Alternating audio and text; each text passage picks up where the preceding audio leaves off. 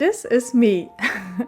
And this is also me. This is one of my recent photos called Seeking Pearls. In this video, I'm going to show you how I created this image completely by myself in my living room. I'll share the exact lighting and camera settings I used, as well as my editing process in Photoshop. Also, I will show you an amazing tool I used for retouching my skin, which will save you so much time and give you super professional results. But more about that later. First, let me show you exactly how I shot this picture in my home studio. I used a simple paper backdrop in a sort of duck egg blue, which was actually perfect for my blue color scheme. Then for lighting, I used a single strobe light with a so-called honeycomb attachment. This is really useful if you want to create that painterly light because it restricts light spill to the sides. I also used a reflector just to get a bit more light back onto my hair and darker side of the body. In this clip, you can see me actually take the picture. I usually use a phone app for remote shooting, which is why I'm constantly looking at my phone. And this is a great method because it also allows me to get the focus right where I want it. And in terms of camera, I used my Sony Alpha 7. I had a 50mm lens. Then the exposure, I had the shutter speed at 200ths of a second. I used an f-stop of 5.6 and ISO 64.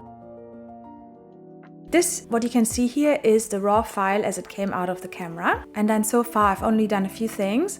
I've used a liquify filter to correct a few shapes, and I've adjusted the exposure overall to make it quite a lot darker, as you can see here. That's because I'm going to add highlights and brighter areas later on, so I want to deliberately work with an underexposed image for now. Then I've just done a few very basic cleanups. You might not even be able to see the difference.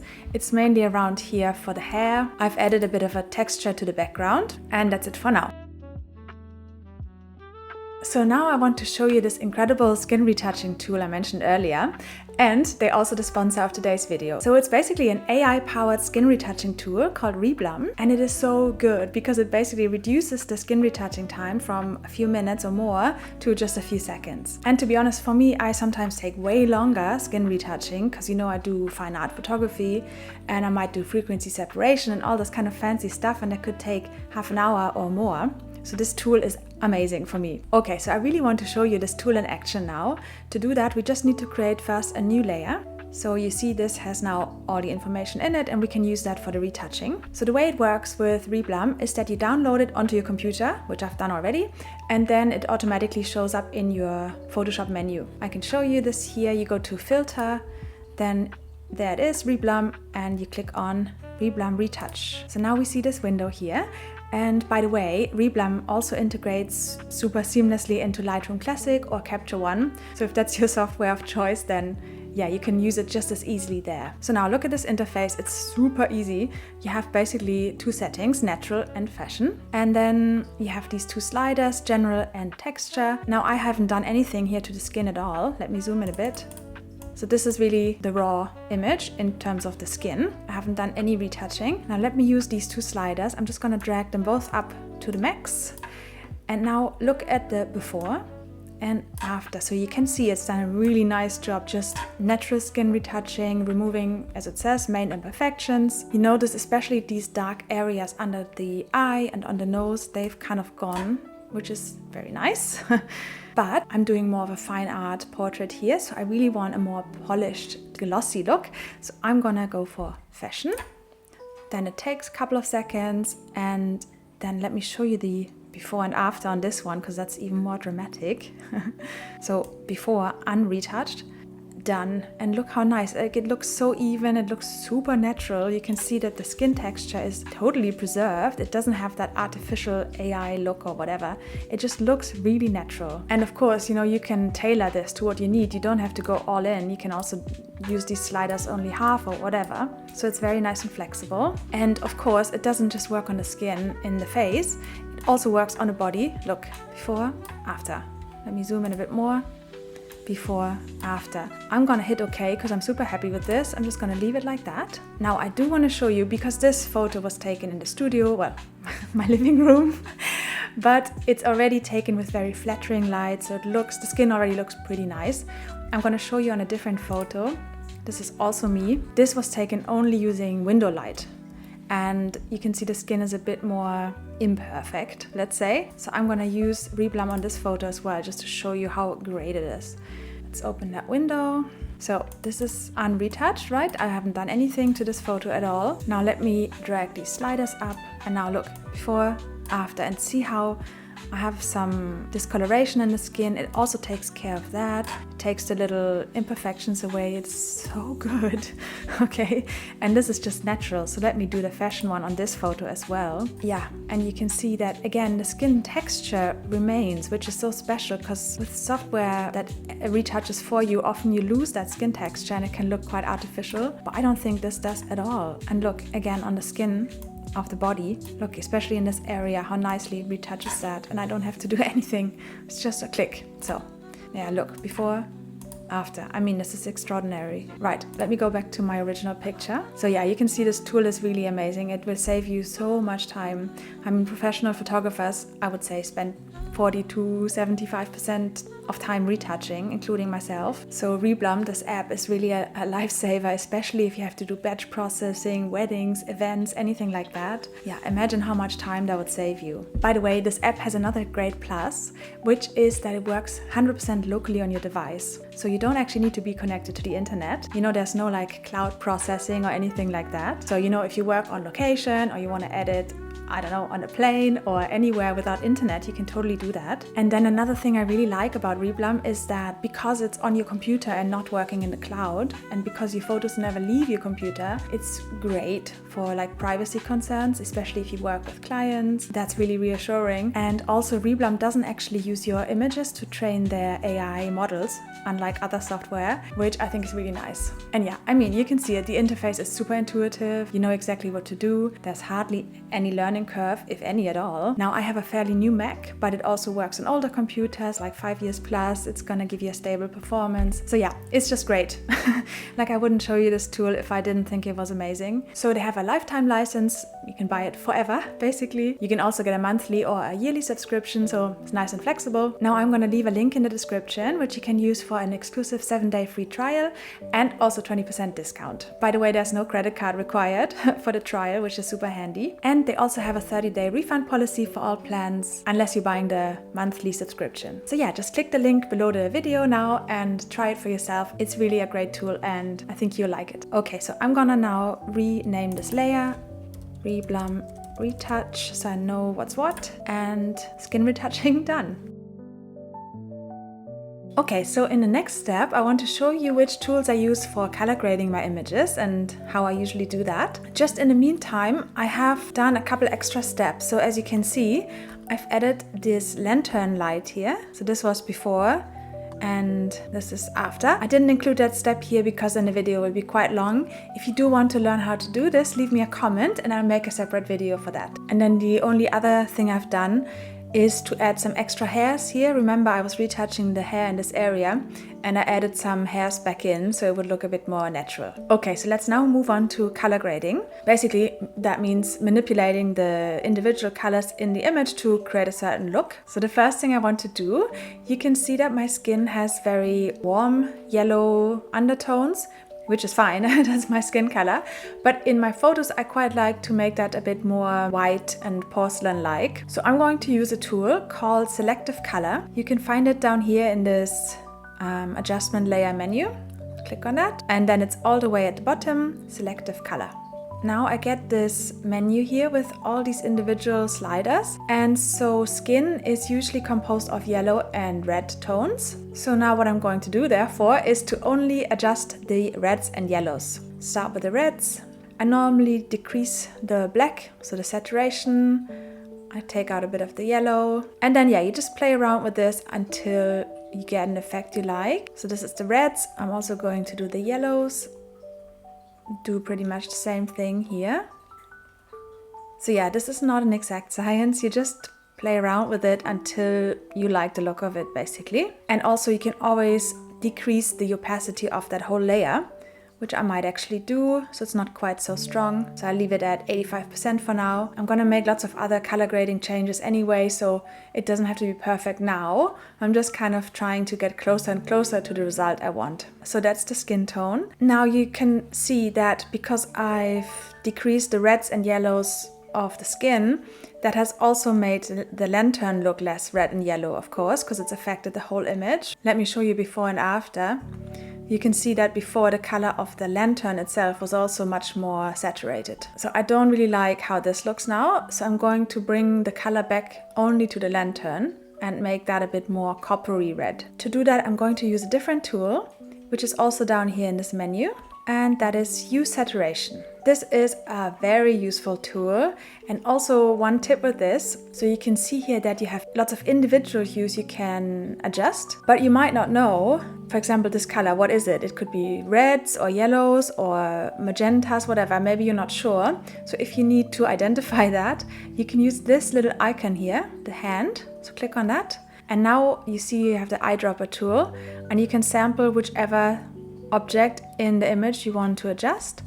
And now you can see it's highlighted the red. So what we now need to do is only adjust the reds to adjust the color of this lantern. So now you can adjust these sliders here. I'm gonna make the red a bit more intense.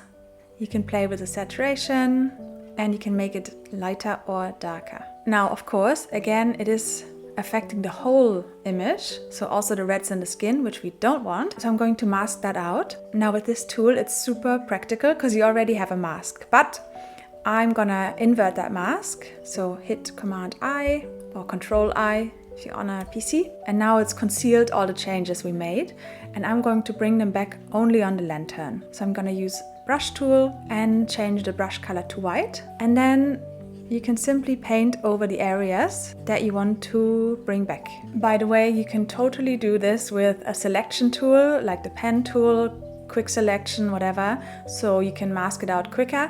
I personally don't like doing that for some reason. I always like doing manual masks with the brush because you have more control. So yeah, it's up to you what you prefer. If you're doing edges, it's better to change it to a hard brush so you really get the edge nice and precise. So now you can see if I zoom out, this is before and after. So you see that now it's only affecting the lantern, and I can change the color of that more if I wanted to. I think I might go even a bit more saturated. Yeah, somewhere around there. Okay, let me actually rename my layers. It's nice to do that so you don't totally lose track. So this was skin tone, and this I'm going to call lantern color. So that's how you can change the color of individual areas in the picture. Next, I'm going to show you one of my absolute favorite color grading tools. It's again in the same menu as the other tools. So go back down to the adjustment layer menu and then choose color lookup. Now you can see up here in this drop down menu, you have lots of options. They are kind of color presets basically. And I really want to use a particular one called Moonlight. Let me choose it.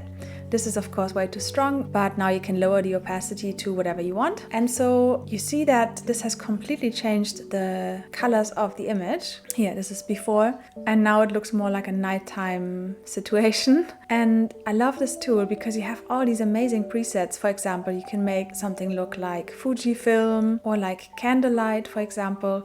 So it really gives you lots of options to totally transform the look of your image. And what I usually do is to actually combine a few of those presets to really slowly build up this perfect color grade.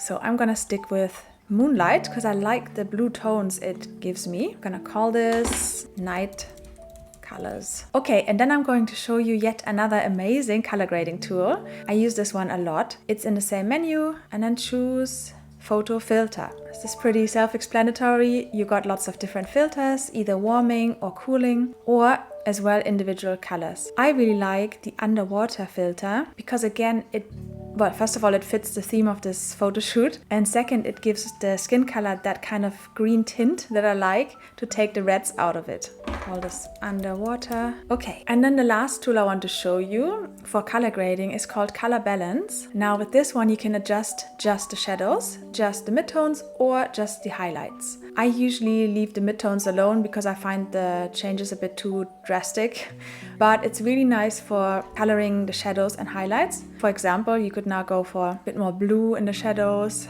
and cyan, which is light blue. And then perhaps in the highlights, you could make it a bit more yellow. So you can see how this color balance tool really gives your image that cinematic look, and it's super effective and really easy to use. So these are the main tools I use for color grading. Let me actually just put all the color grade changes into one folder and show you the before and after. So this is what we've done now. This is how it looked before I did any color grading, and this is now quite different actually. I might still play around a little bit more and make some more edits, and after that I show you my final technique for giving your image that painterly artistic look. And now I want to show you one last thing, which I do to add shadows and highlights to my images. So you may remember that in the beginning I adjusted the exposure to make my photo fairly underexposed. Now I show you why I did that. I'm going to create a curves layer, also down here from the same menu. And I'm going to pull up the curve a little bit to make the image brighter, maybe like this. And I call this highlights. And then I invert that mask so that it looks like nothing has happened. And then I do exactly the same thing again, but in the other direction. So pull this down a little bit to make everything darker. Call this shadows. And again, invert that mask. So now it looks like we haven't done anything because everything is hidden behind the black masks. So what you want to do now is use a brush tool. I'm going to use a very soft brush, and opacity, yeah, maybe somewhere around 80 is pretty good. And make sure the brush color is set to white because you're painting on the black mask, so then you can reveal what's underneath the mask. And now all you want to do is look at where you naturally have highlighted areas in the image and then intensify those. For example, I see already a lot of highlights on the hair, so I'm just going to gently brush over areas I want to make brighter. And especially in the face, you normally have natural highlights, for example on the nose bridge, under the eye, this kind of triangle here. Then also on the cupid's bow is normally highlighted anyway. Then also on the top of the eyelids, you usually have natural highlights. It doesn't look like anything's happening at the moment. But you can see it in a minute when I do the before and after. I really love doing this also on clothing. I might also do it a bit on the lantern, on the glass here. And if you've ever done drawing or painting, this is really how you would create volume in a drawing, for example, or in a painting by adding white to whatever you want to stand out and black to whatever you want to look like it's further back. So you're basically creating more dimension in the photo, which will give it exactly that painterly look. Okay, let me just show you the before and after. So this was before. And this is after, so you can see quite a few more highlights in this area. Let me show you on the clothing, before, after. And again, it doesn't look that dramatic yet because I haven't worked on it for a long time. And also, mustn't forget, we should also do something to the darker areas, because of course if you're adding highlights, you also want to add darker areas to balance that out. So I'm going to go to the shadows layer and then simply brush in slightly darker bits to counteract the highlights. I want to show you another way you can do this, which I also really like. So for that, create a new layer, a completely empty layer. I'm going to call that highlights 2. And this is actually even easier. So you're already on the white brush, so keep that. And then I'm going to zoom in a bit. I really want to create more highlights on the hair. So this layer at the moment is set to normal blend mode. I'm going to change that to soft light. And then again, make sure the brush is very, very soft. Brush over areas where you want more highlights. You can see immediately that really lights it up, and you can really add those almost shiny details. It's really good for sparkly things that you want to give a bit of shine. Again, you can do it to the clothes and also here to the lantern light. And of course that works just the same way with the black brush to add some more dark areas. Let me show you before and after for this one. Before, after. So this one makes more dramatic changes. I find this is not too strong, so you can always reduce the opacity of the layer. And that's that. So I'm going to work on this a little bit more, and then I'm going to show you the final image and the last edits I made in a moment. Okay, so just to show you the very final editing steps, I did a few more color grades. I guess I'm a little bit addicted to that. And then I also changed the lighting a little bit, so it looks more like an actual candlelit scene. And that's the final image. I hope you found this video helpful. Make sure to subscribe, it really helps me a lot. And also make sure to check out my blog and my free ebooks in the description below. See you next time.